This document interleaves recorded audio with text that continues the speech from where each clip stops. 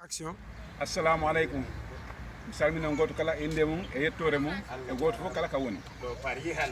Min no wodi probléme goto momi jogui on no anilan seeɗa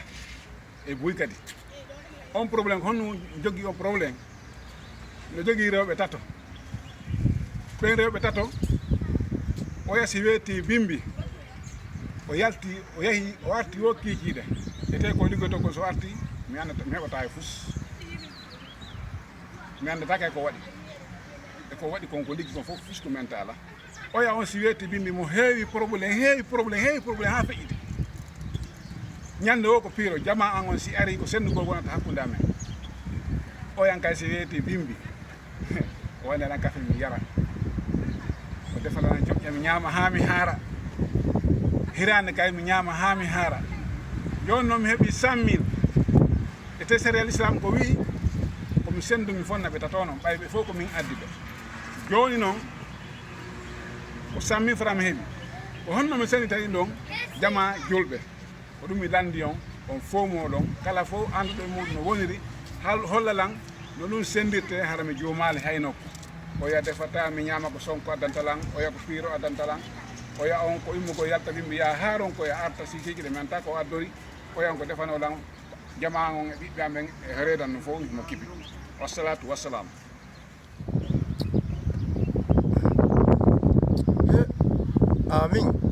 min hunde wotere no aninimi